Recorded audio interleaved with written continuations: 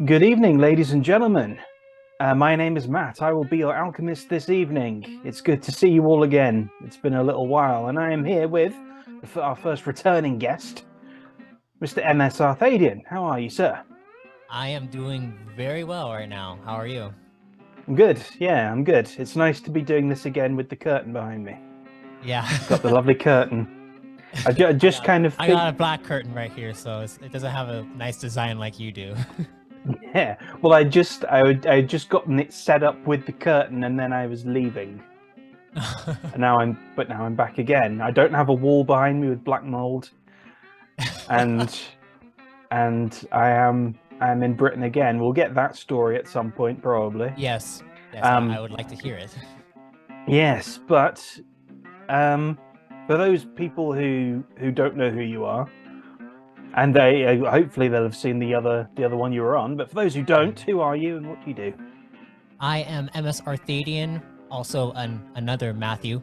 For those of you who want to know my actual name, I am a lore master, and I'm the creative director of Arthadian Anthologies, which is this creative venture established to immerse you into a new expanding universe.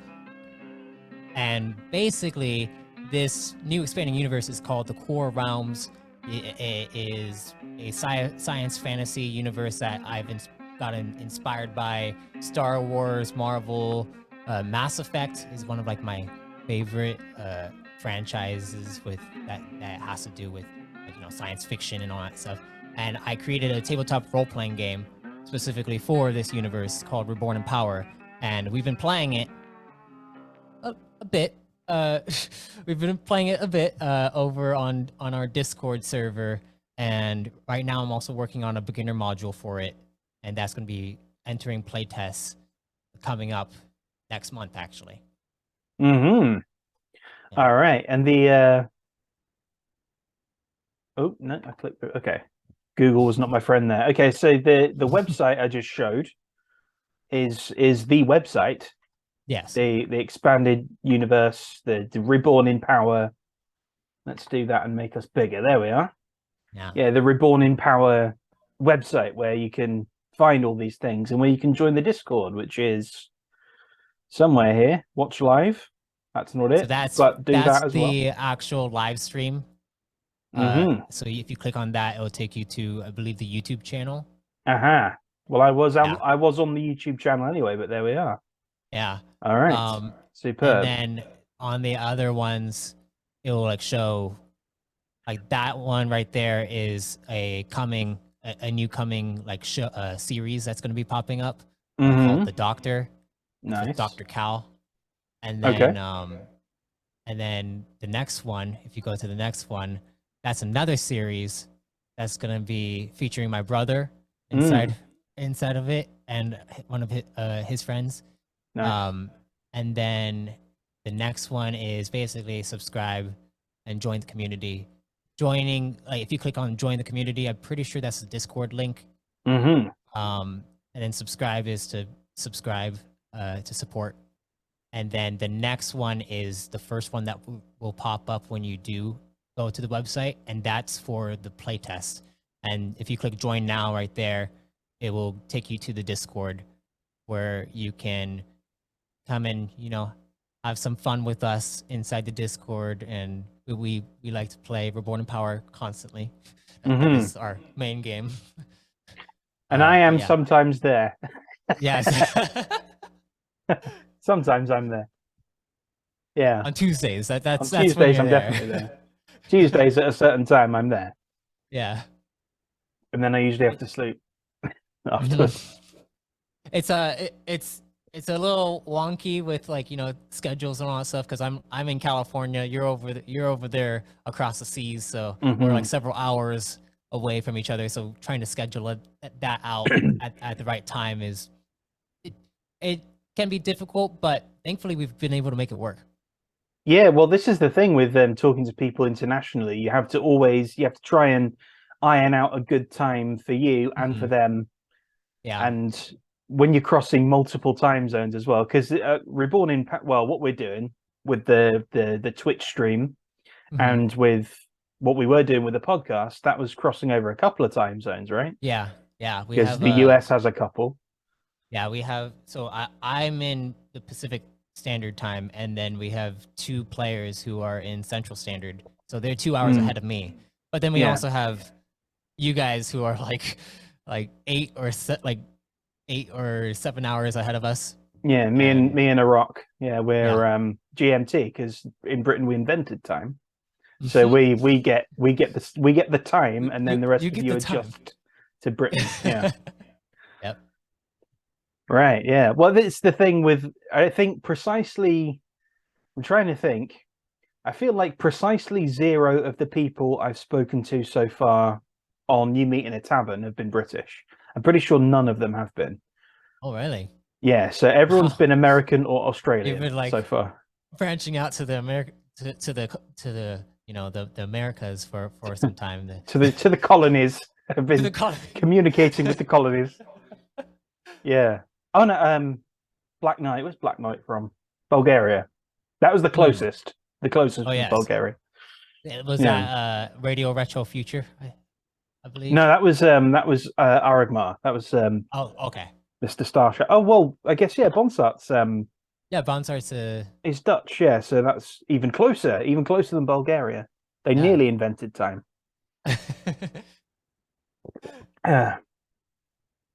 All right. Well, let's talk a little bit about the stream, about the Twitch stream, because that's the main thing that's going on at the moment, and the podcast as well, kind of alongside it. Yeah, they're like kind of alongside each other. So to get started, what I've been working on the podcast for since 2020, since the pandemic and COVID, and I was just sitting there one day thinking about how expansive my universe is, and I'm like, okay, I want to start a podcast to try to explain what's going on in this thing. And so I started that. Long story short, I ended up like writing out a full overarching storyline across an anthology series that crosses like space and time. Like, so there's different stories that are told at different points in time, and they all have certain elements that are interconnected between each other. And that started when I started the 3rd season of the podcast. Now we're on the 4th season. In the 4th season, I'm trying to focus solely on Reborn in Power. And so we, over the summer, you, me, Arak, and Sai and Liam, even though Liam was kind of off to the side for a little bit, Arak, Marmaduke 9, and Sai, Sifronis, Medine Atiz, that long name. Yeah, he got the mustache. We basically sat down. I helped you guys make some characters in Reborn in Power, and we started recording sessions, and you guys went through a rather interesting adventure that spanned about 7 episodes for you guys. And now the episodes are being released. We're actually reaching the climax of that inside the podcast. And like this Tuesday is when you guys are basically facing the main threat of that little arc that you guys had. I'm not going to spoil anything for that, but definitely go and watch it or listen to it. Mainly, that's the podcast. That's the prologue to the actual live stream on Twitch that we do on every other Tuesday. As for the actual live stream, that is the campaign itself. The main campaign is focused on the overarching storyline that is going to be going for the next, I don't know, maybe year and a half that we play. It really depends on if you guys die before I get to unveil all the crazy stuff that's going on behind the scenes. But yeah, right here, what you have here is the podcast entry 1. You can actually find that at most, basically all podcasting platforms. Oh yes, there we are. Yeah. Yeah, Spotify, Google Podcasts, Apple Podcasts. My website doesn't let me like like feature all the different podcasting platforms that it's on. It only shows like Spotify, Google Podcasts, or Apple Podcasts. So, it only shows the big ones. Yeah, it only shows the big ones. Yeah. So where else can people listen to it? So Spotify is like the main one that I use. You can also, I also have a Substack that people can go and listen to there. If you scroll down, it should show you all the different links. Oh yes, here we are. Right there. So there's Twitch, which is to the New Age campaign. You also have the Substack. All those links are specifically for the campaign, the New Age campaign, and then where it says Become Reborn, that's focused on Reborn in Power itself. And then the link tree down there is all the links. So there's the Rumble page. Yeah, got the a Rumble bunch of little shorts. Yeah, I wanted to. I saw you on Rumble, and yeah, before I tangent off, I'm going to come back to here before I tangent off. So on the website, I got onto this through podcast archive, and then it's the new squad entries. But these translate really, really well into podcast form. Yes, like it's a really cool like audio drama almost to listen to. With the occasional like tinkling noise of people rolling dice through map tool. And obviously I think it's going to listen if there were more podcasts, it would listen way easier now, because I just have Arok, our map tool whiz, made all the macros for me, so I can just click on a thing.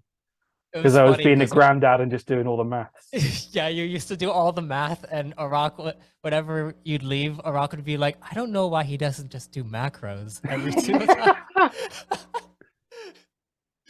Yeah, I'm 32 going on 70, so I I like the maths. Yeah.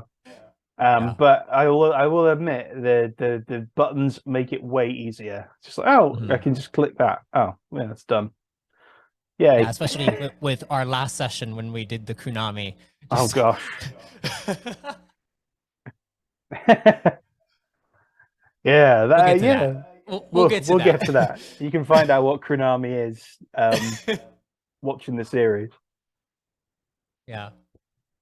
But I wanted to quickly talk about Rumble, because I've been considering starting up a thing on Rumble. And how's the engagement? Is there much of an audience? Honestly, not particularly, especially because I would say it's mostly politicized is the issue with it. The thing that I do is I have connected my YouTube account to Rumble so that it automatically posts to Rumble whenever I do post on YouTube.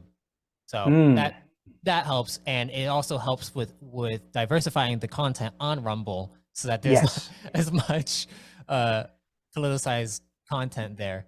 That's the issue I'm having, because YouTube, unfortunately, or I mean, however you want to kind of look at it, is the place to be for video content. This is where these go. These go up on YouTube. And I have put some back before we started you meeting a tavern. I was putting stuff up on Odyssey for a little bit. Yeah. And there was no engagement there at all, because it was I looked at it and it was like, there's no D&D content on here, so there'd be a niche potentially. Yeah. But the reason there's no D&D content is because no one cares about D&D on there. It's all about what the left doing today.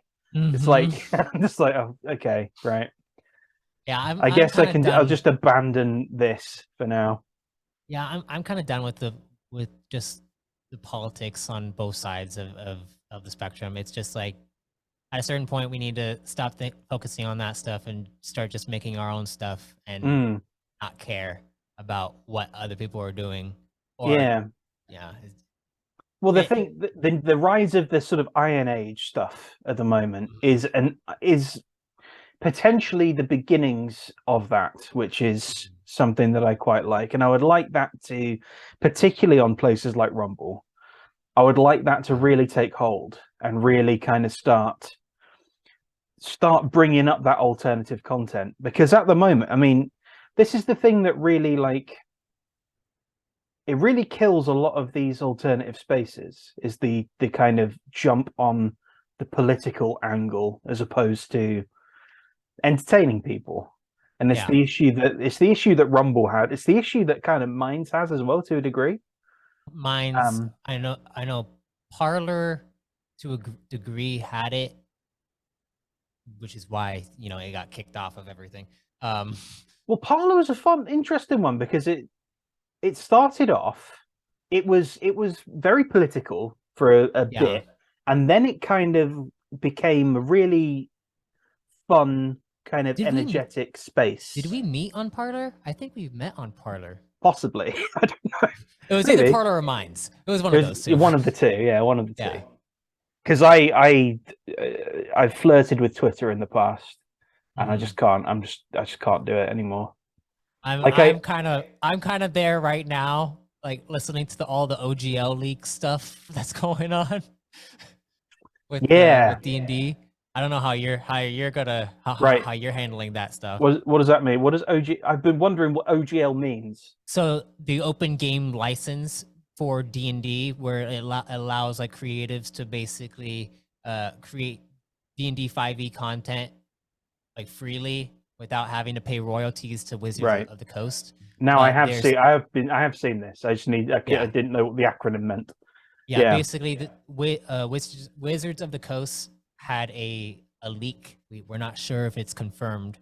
People are speculating certain things, but it's basically the new OGL is OGL 1.1, and it makes it so that if companies are earning exceeding a certain amount of revenue, then they have to pay royalties, which is like a huge chunk of the money that certain businesses using the original OGL have to like transfer to this new OGL or something like that.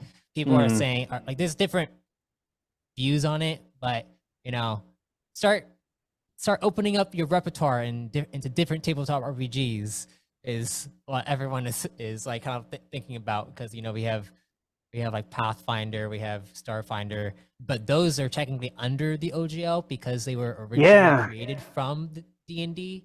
And so it's a hard thing to figure out. So you have Reborn in Power over here. Reborn in Power, yeah. I mean, it's Reborn in Power. Yeah, it's robust, and it could definitely fill in that niche for sure. But the thing, I don't understand how they're going to get that money off people. Like, is it just the people creating it, or people streaming, or is it people? I'm pretty sure it's people creating it. So, like, for example, Critical Role has their own rule books that they have for the Exandria, like Wildmount and Taldore and all that stuff. And those specific books are sold. So if they're making over a certain amount, I think it's like $750,000. I don't know if that's like the threshold, but if they're making above that threshold, then they have to pay 25% of royalties. And that's like a lot. So if you're making like $2 million on something for a Kickstarter that you ran, then then you have to pay 25% of royalties above the 75K that you basically were able to make over on that Kickstarter. So it really screws up the kickstarting market and all that stuff. And Wizards of the Coast has a bunch of lawyers that they can go and attack, basically sue you into oblivion for that. It seems like they realized that a lot of people play D&D without paying them any money, and they hate it. Yep. I think part of this is, I think this may be a reaction to certain political stuff that political minefields that they've stepped into, where people have realized, well, I can play your game, but I don't have to support you at all. That's sort of where I am with D&D, with Wizards of the Coast. I'm like, I don't like you. I don't like what you stand for. I don't like that you keep screwing around with stuff. I don't like the power creep. Yeah. So what I'm going to do is I'm going to play your game. All the rules are online, so I don't need to buy any of your books or any of your modules or any other bullshit. I can just make my own stuff, and I can run it with people I like. Yeah, and that's it. That seems like the best route to go. Like, especially like over the past few years, like people who are paying money to Wizards of the Coast, it's not necessary. Yeah. And my only thing is that I feel like D&D, like, it has such a huge market share over everything. It is the name brand, and it's basically a monopoly at this point. Yes, I think that's why they the do entire industry. That's why they're doing this with the OGL, basically, because they can. Yeah, they can, and it's going to affect Paizo in some regards, which is the creators of Pathfinder and Starfinder, and it will probably affect Critical Role. I don't think it's going to affect them at all.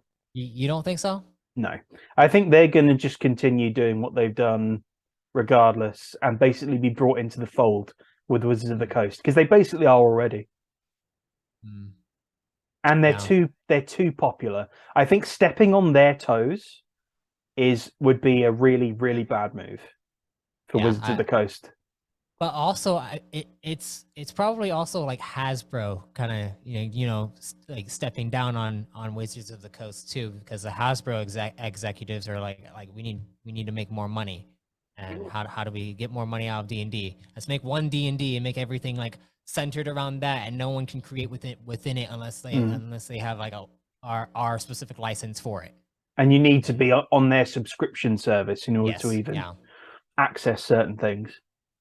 The thing, like the thing that and this is, I mean, it's going to affect things like Roll20, I think, as well. I feel like Roll20 is what, for people who don't know, Roll20 is basically a virtual tabletop that you can access for free, or you can pay a subscription to it, and you get more room in your thing because you can upload tokens and upload maps and things. And I've used that for a couple of years. It's served me fairly well. I think I would say Roll20 is like the introduction virtual tabletop for people. I think I feel like learning Map Tool might be a good thing, a good way to go. I'm future things. I'm thinking about other different like virtual tabletops and how they work. Map Tool has a bit more of a learning curve, I feel like. I mean, Arak will like explain everything to you. That's our player, Alien Oven, who's inside our Discord. But it feels like he's sat down with it and really got to grips with it. Yeah, he makes all the macros, and he kind of like runs the Map Tool version while I'm running like everything else while we're playing, so that like I don't have to worry about all the little tiny details on the actual virtual tabletop while we're playing, and it makes things run a lot smoother. Yeah. I think, well, the other thing, I mean, you can always go with Theatre of the Mind, though. This is the thing, like, you don't even need that stuff. Like, the thing about this one D&D pitch, this whole situation that they're doing with the extreme monetization, you cannot monetize people's imagination. You just can't. I could easily, regardless of 1D&D, I could easily just get a few people together on Discord or on Minds or wherever, and say, okay, hop in this Discord server. We're going to go Theatre of the Mind. I know all the rules for 5e. Yeah. And anything I don't know, I can look up easily. Let's just do that and run a campaign. Yeah. All you need is a way to jot down all the stuff. Like you can literally just take a Google Doc and have all the different, like, character name, all your ability scores, and all the content there, and then run it. Yeah. I mean, and if you're a secret granddad like me, do it in notebooks, right? Yeah. Like you can't monetize imagination in that manner because it's not going to work. And I feel like this is the thing, like because they feel like they're a monopoly, and because they probably are, they can do this. But doing stuff like this ruins companies, no matter how big they are. Mm-hmm. Like a lot of so that no one wants to play with their stuff. No one wants to buy their stuff. They're probably just shooting themselves in the foot right at this point. I mean, probably. I mean, I look at a lot of gaming, like a lot of companies who were like solid and fine, if even like 10 years ago, just shoot themselves in the foot by doing stupid things. Like Warner Brothers right now is just like spiraling and circling the drain, and they've no idea what they're doing. I feel like every single entertainment like company, and not every single one, but like a lot of them are shooting themselves in the foot currently. Oh yeah, well, I mean, they're certainly hemorrhaging money, like Disney hemorrhaging money. Disney, yes. Now, because they're such a big name, and because they've got so many avenues and so many different pools of revenue coming in, because they've got their fingers in every pie, they can probably survive, and they will survive. I imagine they're like a cockroach with little mouse ears. They'll survive the nuclear holocaust. They'll be absolutely fine. But like Warner Brothers are in deep. They're in deep. CW. CW was fine 10 years ago. CW is dead. Basically dead. I don't know how companies will come back from this. Like, I mean, I feel like there's a potential chance that, how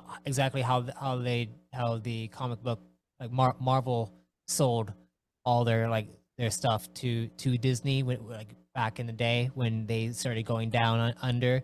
So if things get really bad for these companies, they'll probably start selling their intellectual properties to other companies. And hopefully the people who pick those up are better than, don't make the same mistakes as the company that had them before. I mean, you'd think, the roadmap is laid out.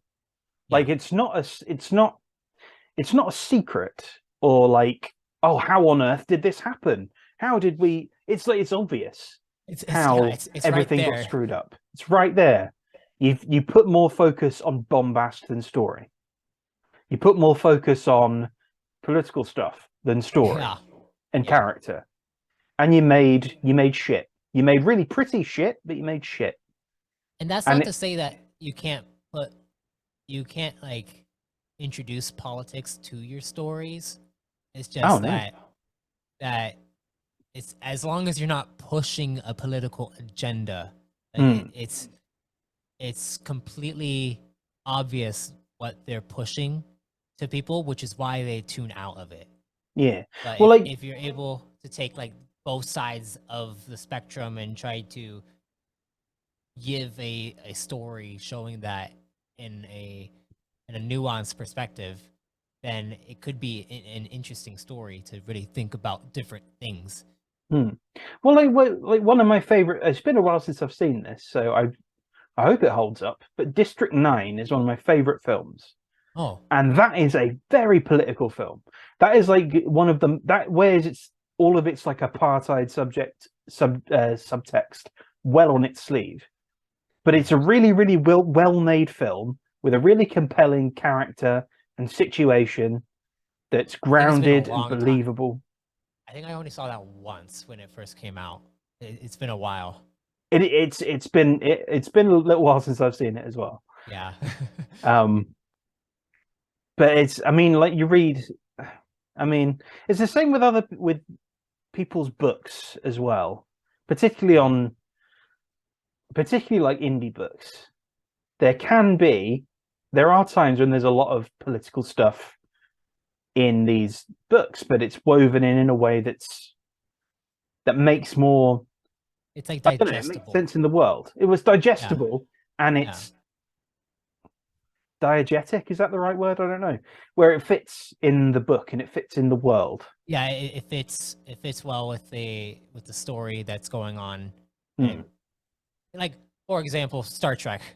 The original series, and like, now it has gotten kind of, bland, but like the original series, it brought up all these different subjects and moral questions, and usually like moral questions are embedded into politics.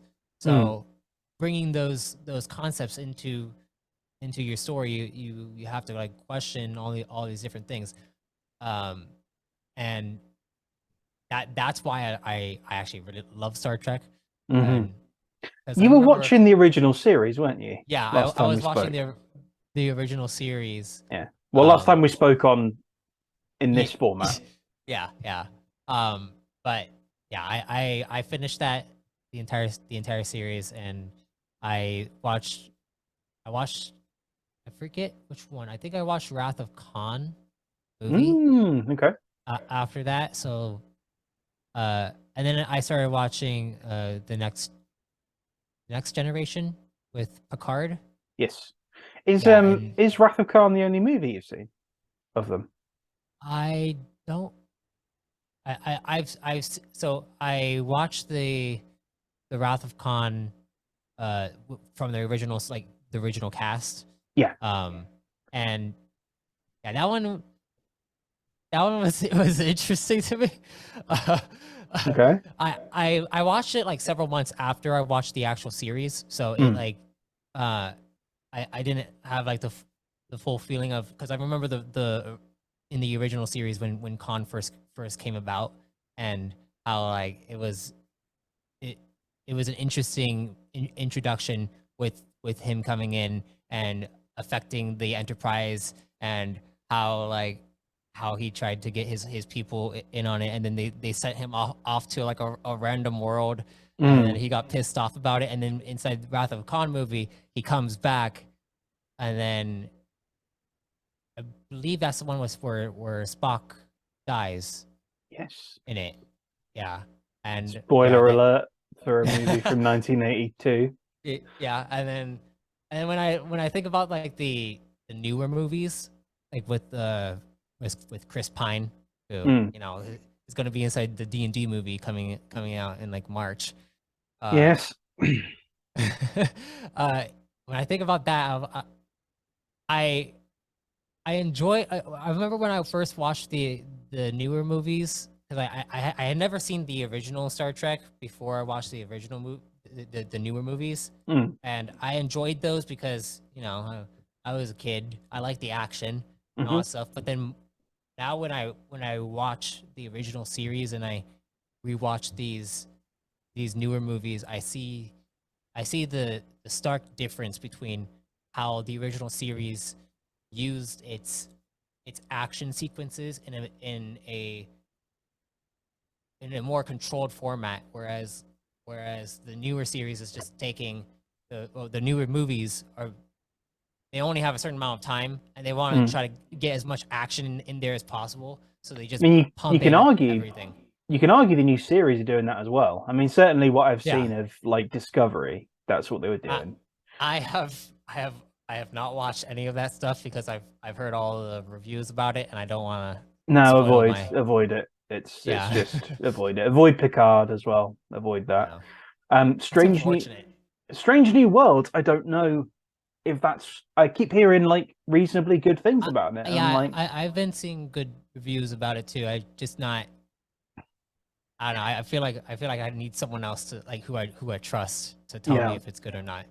Same, because the thing I've been burned before. I'm like, I would say I'm surprised you only watched Wrath of Khan though, and you didn't watch Shaw 6. Yeah. Well, I mean, I couldn't find all the other movies. Wrath of Khan was like the one movie that was on the streaming services that I have. Right. So trying to. I'm gonna have to probably buy like the DVD or something like that, and see. It's weird. They should all be. It's weird, but I would say like when I checked last, it wasn't there. That's very strange. I'm not sure. Then again, I was checking on Hulu, so That was Okay. yeah. I would say like the first three seasons. Well, let's say the first three. There are only three seasons of the original series. They Yeah. really kind of hold up this concept of how much you can do with very little. Yeah, exactly. They've got a Yep. very few sets, not much budget. I mean, probably quite a bit of budget for the time. But what the stories they managed to tell with what they had are really impressive to me. And I would Yeah, say like they the are. movies are like sort of a mini series. Season 4 is the way I look at them. I forget you. Do you like the newer movies? I, okay, so the first one I really liked when it came out because I was worried that it was going to be terrible, and it wasn't terrible. Like there was plenty of bombast, plenty of action. I liked the designs of stuff. I liked the casting.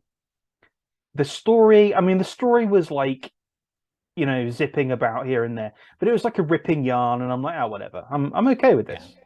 And it's very kind of, it's very watchable. It's easy to kind of just sit back and, hey, I'm having a good time with this, and hey, I recognize these references and things like that. Yeah. The second one was Into Darkness, was was like was bad, like really bad. Yeah. So it's the thing about that one is it's clear what it's trying to do. It's just trying to remake Wrath of Khan, basically. Yeah, basically. But do it without all of the emotional resonance that's in Wrath of Khan. There's no like reference back to the series with it. Killing like the death in there, they do the death of Kirk instead of the death of Spock. Yeah, they basically reverse the roles.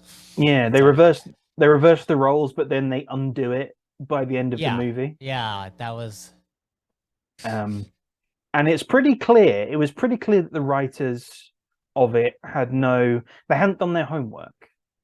And that's something that annoys me, particularly with a series like that's that big and that extensive. Having like a basic knowledge of stuff. All right, I'm just gonna. So there's one line in it that really pissed me off, right? And actually, this is a better demonstration model than the other, right? So this is a Star Trek. This is a Star Trek here. This is one of the Star Treks. Okay, so there's a line in it where, and this is about to get very nerdy. There's a line in it where Khan is talking to Spock, I think, and he's like threatening the Enterprise, and he's like, "I can target your life support systems that are located behind the aft nacelle." Oh yeah, I know what scene you're talking about. Yeah. And I was like, "What?" So these are the nacelles, the engine things here. Yeah. I'm going to target the life support systems behind the aft nacelle in this open area where there's no ship. There's no ship. Basically, I'm going to shoot behind you. I'm going to shoot behind. I never even thought about that. And it just made me go like, you got that wrong? What'd you say? It's that you didn't even bother to look up what like the basic bits of the ship. Oh my gosh. And I'm like, Jesus Christ, like what are you doing? Having said that, my I don't know if it's my hottest take, but I stand by it. I love the third one. Beyond. I think Beyond is brilliant. Why did you like the third one so much, you think? I think because they really, I don't know. I think maybe because I'm more forgiving of the first two, even Into Darkness to a degree. But I think they got the characters and the character interplay more right in the third one than in the other two. For me, I feel like the third one reminds me more of the original series than the other two. I feel like it feels more intimate in the relationships that are forming. Whereas like the first one, it's like the introduction to everything for people who probably had never watched Star Trek, and it kind of moves a lot quicker.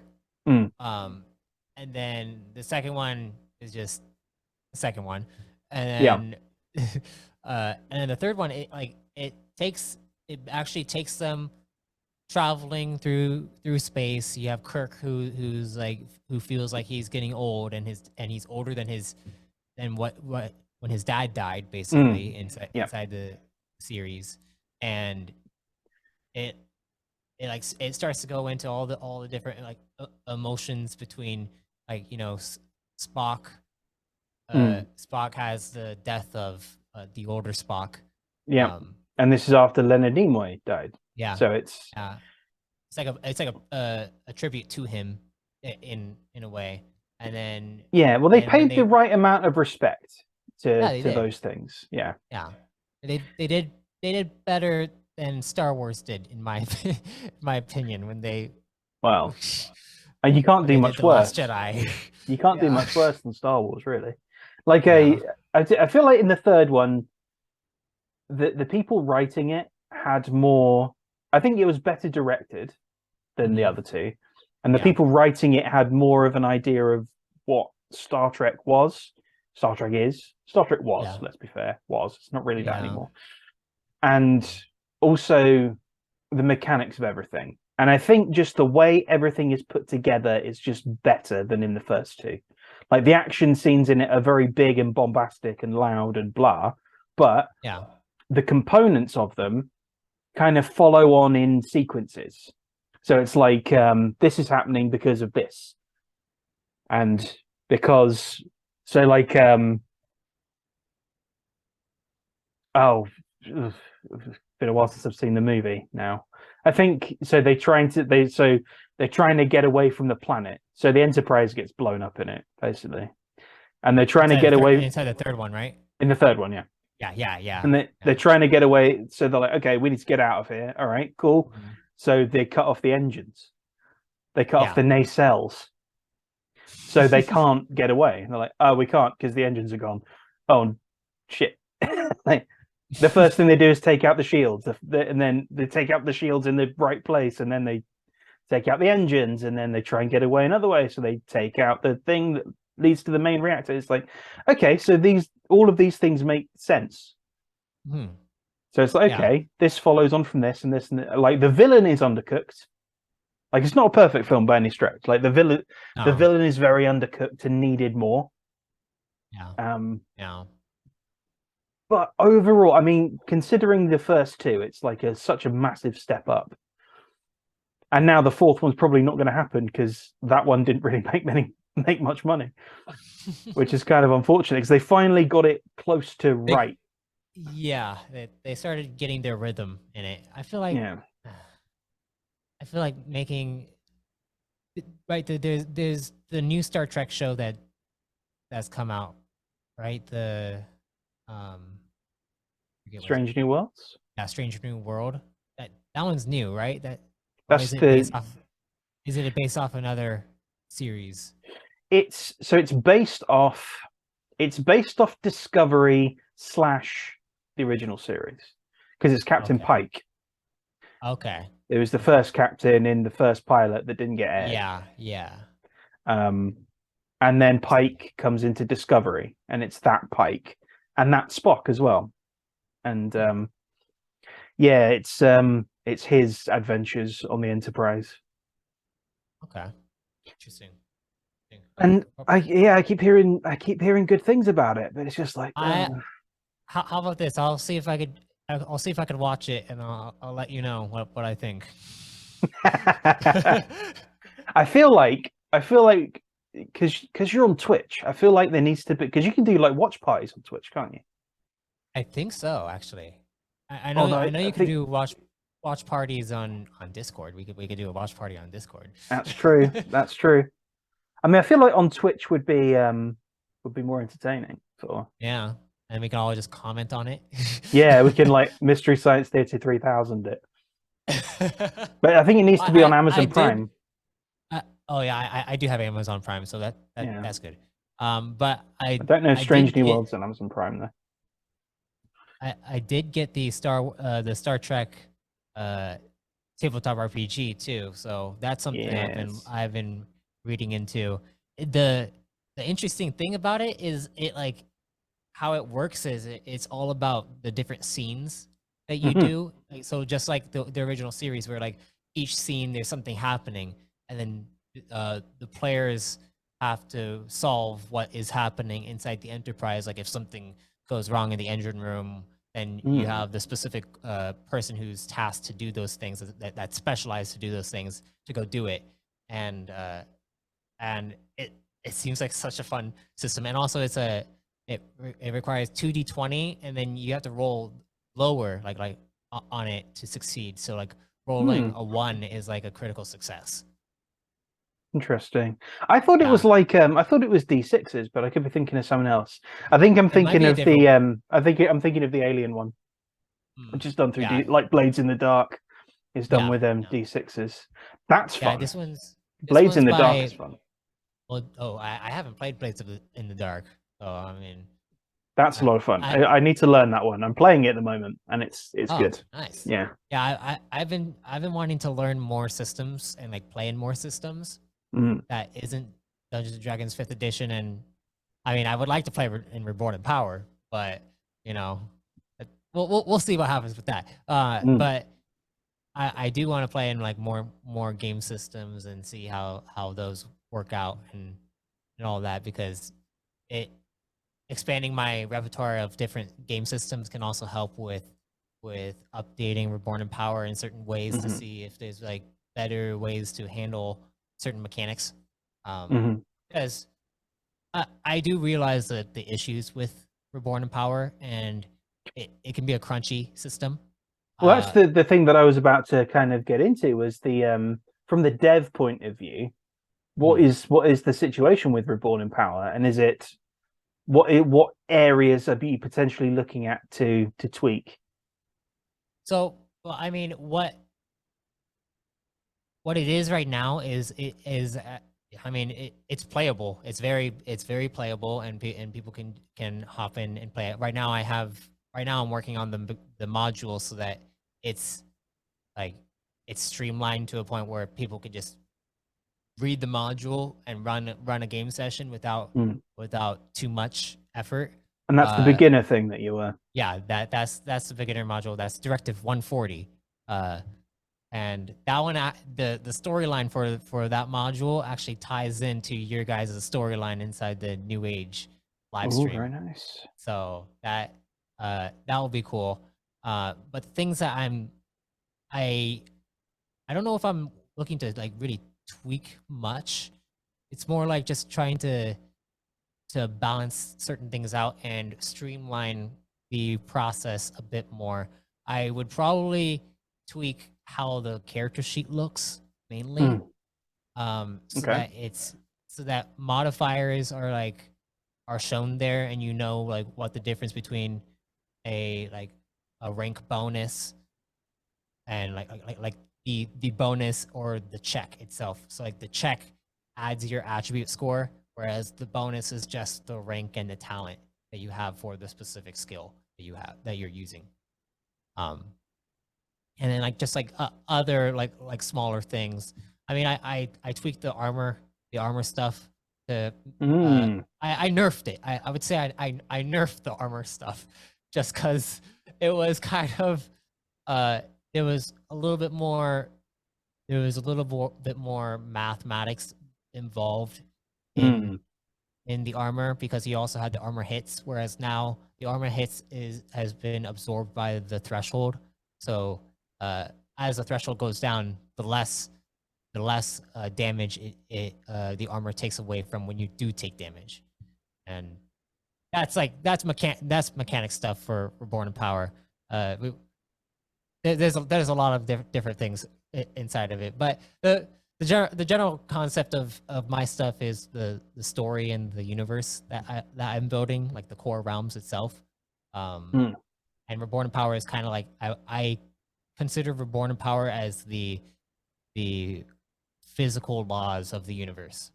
And that's how I imagine it. So whenever I'm telling a story or like writing a story inside of it, I always think about when the characters are doing certain actions inside the story, how would that play out inside Reborn in Power through the different mechanics that are used there. Yeah. The thing I'm obsessed with as like a semi-game dev also, and this is less about the writing but more of the sort of mechanics.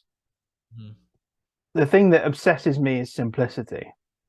Yeah. Like one of the things I really want it to be really, really simple yet robust.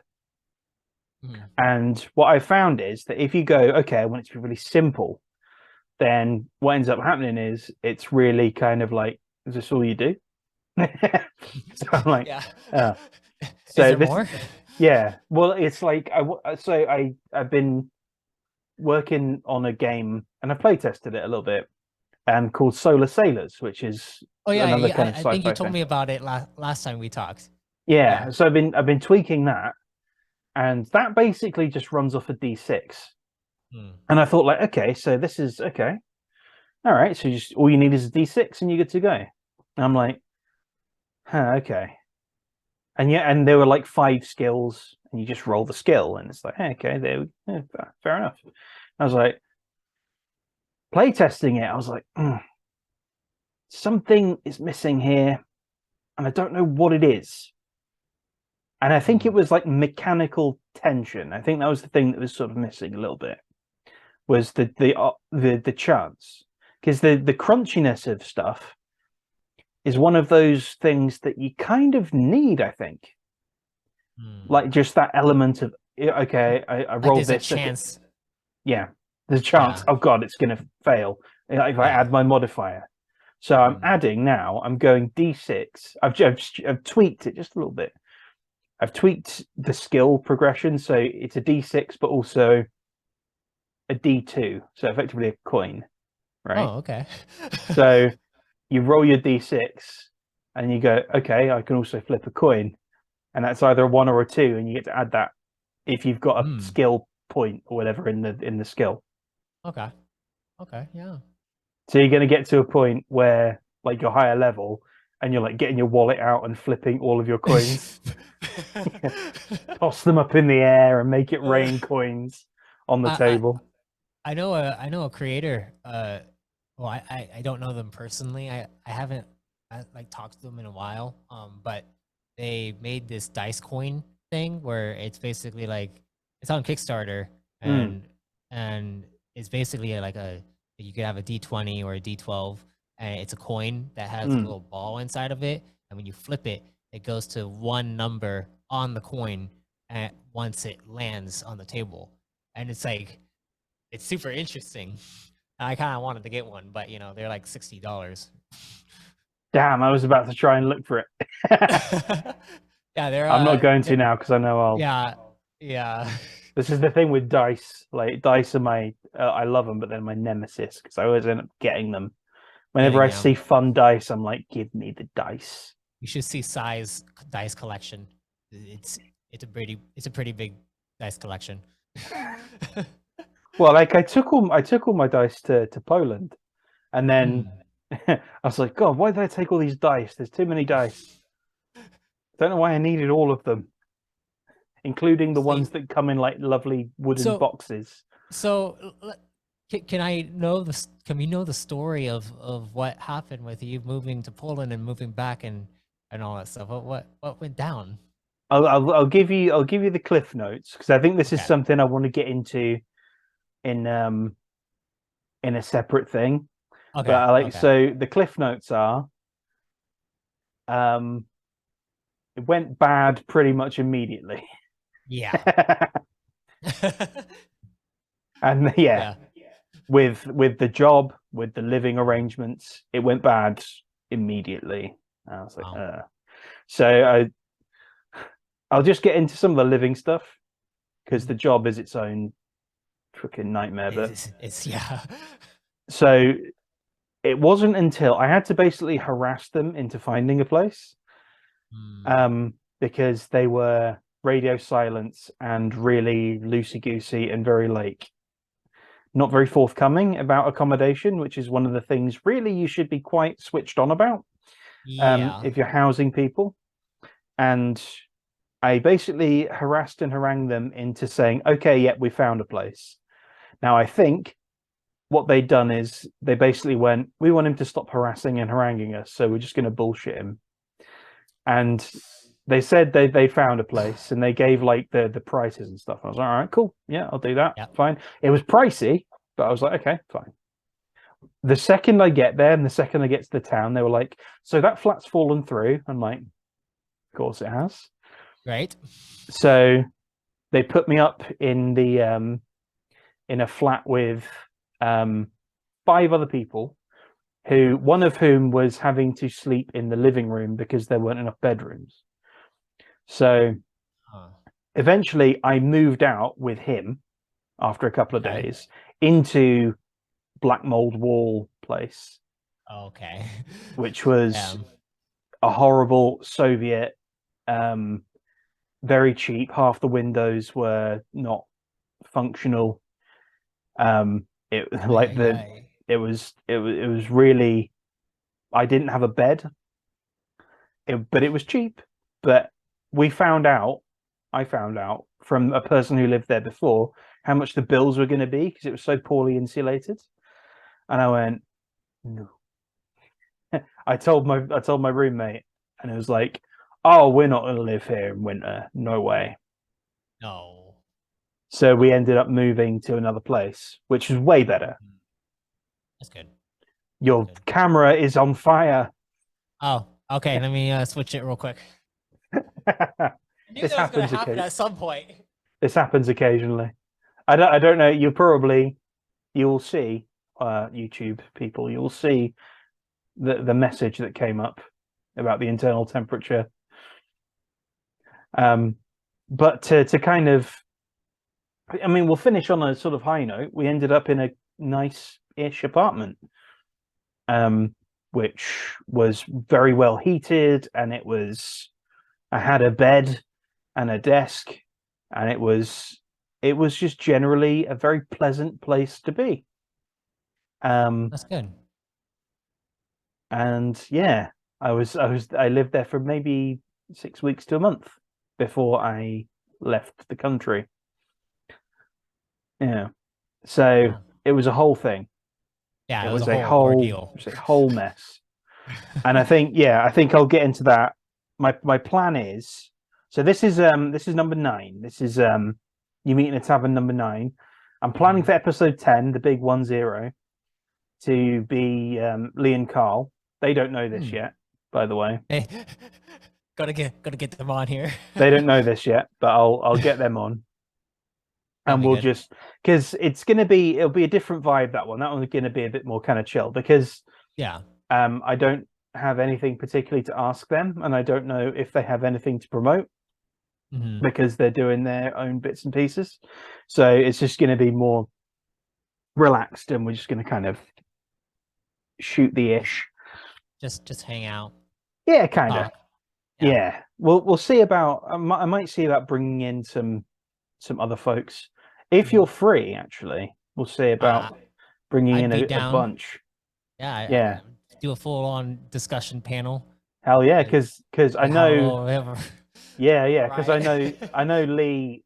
I mean Lee in particular, because of Alchemy, he'd want to have a word. Which I do want to play at some point. I mean, also I want to play your Solar Sailors game too. If you have me, we'll work it out. Maybe one time I'll come on here onto the Alchemy Lab and we could just run a little game. We can try. Yeah, we can try. Yeah. This is one of the things as well. I'm thinking because we're still in the penultimate thing of Streets of Mir, which I imagine is going to be done this year. I don't know, at some point. Now I have more time to kind of.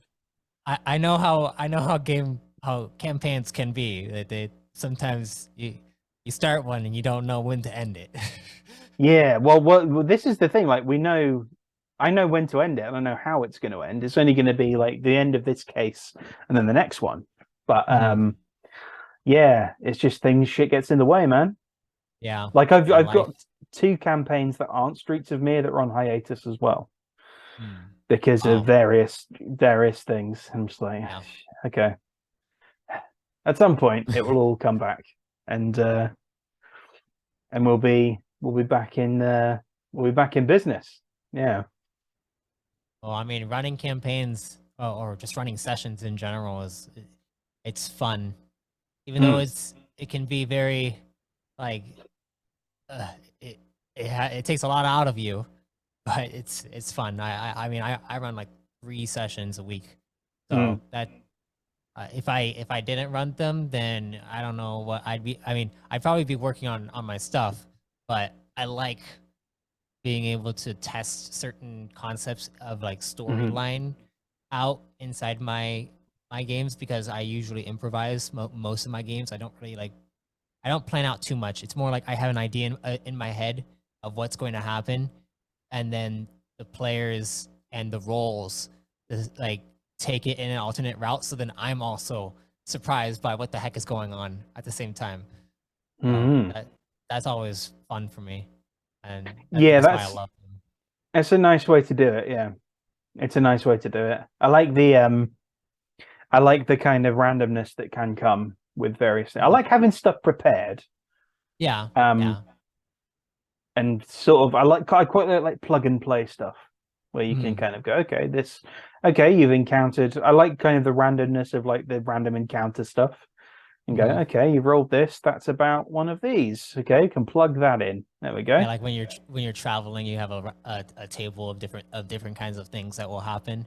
Yep. And I'm gonna do that when you guys go into space inside the campaign. So I'm excited for when Marmaduke finally gets behind the seat at the cockpit. Yeah. He desperately wants one. God damn it, give me a ship. I just do this whenever you're talking as Marmaduke, that's how you put on the accent. Hang on, I need to get in the zone. There we go. Yeah, I mean, speaking of Marmaduke, when it comes to the whole like his backstory inside the prologue and the main campaign that's going on, because right now Marmaduke is kind of dealing with this thing called fragmentation, where he's having like these memory fragments coming back, and it's straining his mind, and he has to distract himself from it. What is your take on everything that you've learned from your fragments? I'm curious. I would need to have a look at my notes.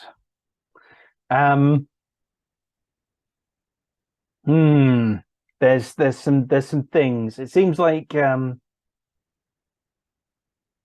need to look at my notes. It seems like this is something that potentially led to my stranding, his stranding, because he was separated from the rest of his squadron, as it were. Yeah.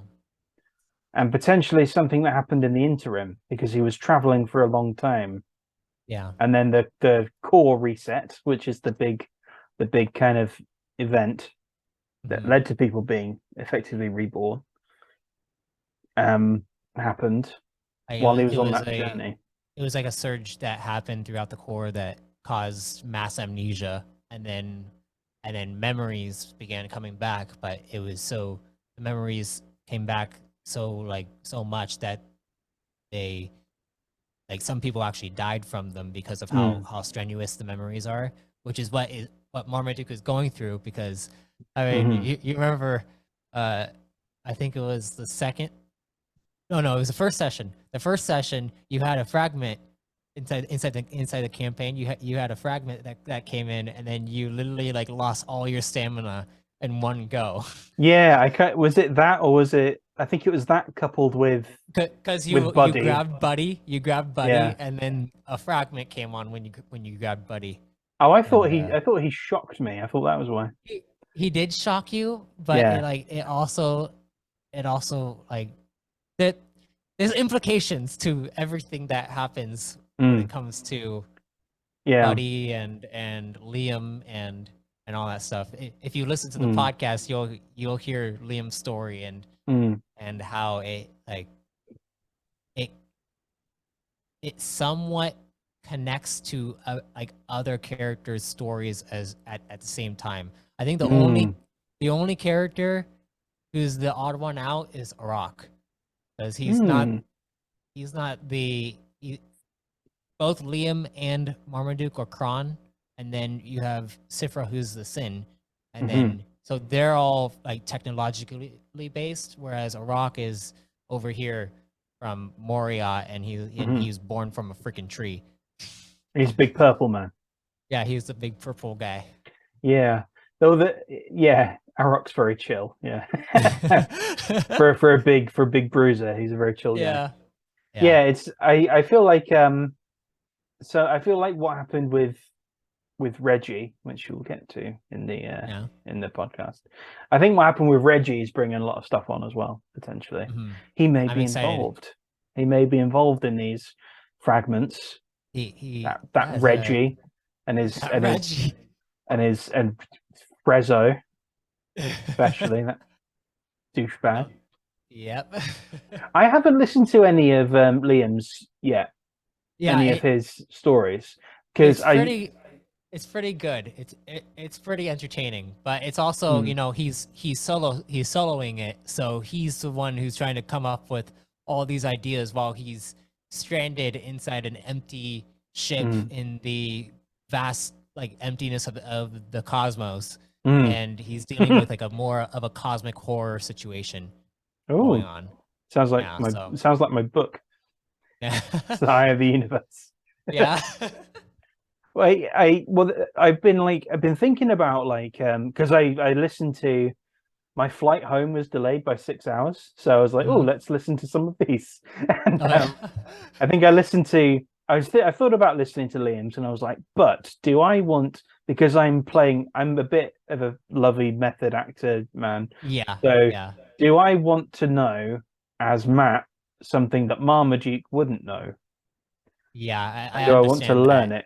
I'm like, I don't know. I want to. I'm also like hesitant to allow certain people to know certain things, like that's going on in the podcast, because I know that can cause metagaming, because sometimes you might think that your character knows something that you heard inside a podcast episode, when your character actually doesn't know that one thing, and then it kind of just messes with the game. That's partly why I haven't listened to his specific ones yet.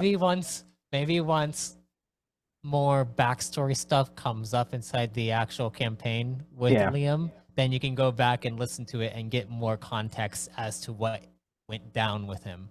So that'd be good.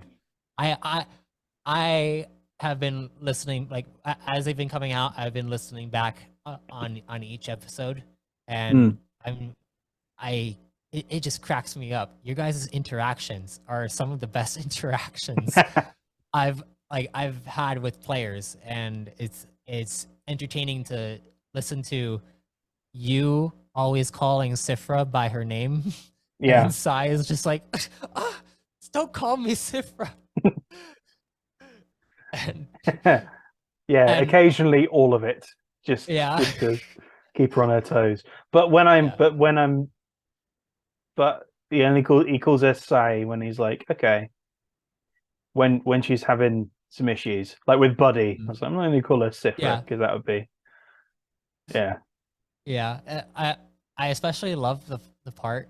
So like, this is it's not really much of a spoiler, but it was like, there was a scene inside the third entry of the New Age like live stream where Marmaduke is going through like a fragmentation process, and you go out of your room after being with Alvora, and you go and like are having like this situation where you're like, okay, usually I'll go out and get some fresh air and be by myself and try to contemplate certain things, but now you're like thinking, okay, I actually have friends here now, maybe I should maybe I should like lean on them a little bit with my problems. So Marmaduke goes into the room where where chaos is happening, Yeah. and you explain that you want to lean on to some of your friends, and then Liam is over in the corner, and he's just like, he just says something just out of like left field, and it just breaks the full emotions of everything. Yeah, it's great because just how each of you have been able to play your characters. It's realistic, and I enjoy listening to it when I'm here, just listening to you guys, and I'm excited for where it's gonna head, honestly, because there's so much that's gonna happen. Yeah, you mentioned stuff is going to go down. Yeah. I'm like, oh gosh. Oh god. But what?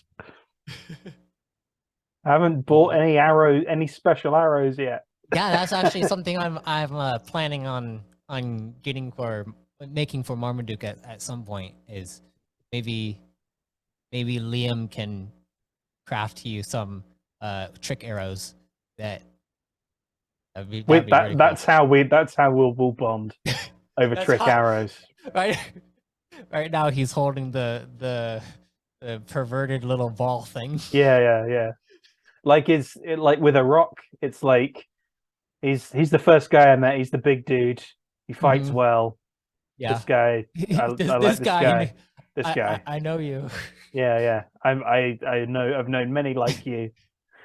And with Sifra, it's like I like poking Sifra, but also she's like smart, and she got skills that Marmaduke doesn't have. So he's like, she's kind of like the leader of the group at this point. I feel like pretty much, yeah. Like, I don't know. I feel like in a way, Marmaduke could pick up pick up a leadership role inside the squadron. I mean, I don't know, because technically Arak has a higher charm than Marmaduke does. Yeah, he's not. Yeah, he's surprisingly not that charming. Yeah, considering how I play him. Yeah. It's pretty funny. Like, people should definitely go listen to it, because it's a very entertaining dynamic between everyone. I enjoy it very much. Check out some of the shorts on YouTube to get like a little taste, little flavor of what's going on.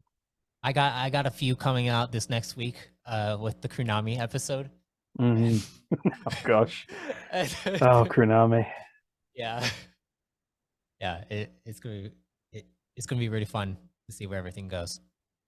I thought I had the YouTube channel up somewhere. I do. It's literally in that tab. Okay. Well, I think that's a good place to take a pause. So we have talking of the YouTube and the shorts. We have the channel here, Arthadian Anthologies. We have some of the shorts right here to check out. Yeah. So I guess let's go here for where can people find you. We have things. We have links for where people can find you. Yes. All right. So. All right. Where else can people find you? Well, minds.com. I'm on there at MSArthadian. I am also on. Well, I'm basically everywhere at MSArthadian. You can also find me on. You can also find my Instagram Reborn In Power account. That's the Reborn In Power RPG. That one, I mainly post stuff from the live stream, and also like I'm going to be posting more content about the mechanics behind Reborn In Power there as well. And yeah, that basically anywhere at MSArthadian or Arthadian Anthologies. That's where you can find me. Fantastic. Well, you can find me at Matt Waterhouse Author on Minds. on the Alchemy Lab channel on YouTube, which is, I guess, where you are right now. So I don't know why I said that. Thank you for watching. Like, comment, subscribe, do all the good things. Check out the work of people that have been on the show, including me. And I'll catch you all next time for number 10. Yeah. The 10th? Not the 10th anniversary. Whatever it is. I almost selected end and that would have been a disaster. I'm just going to go ahead and stop the recording. All right. Catch you next time.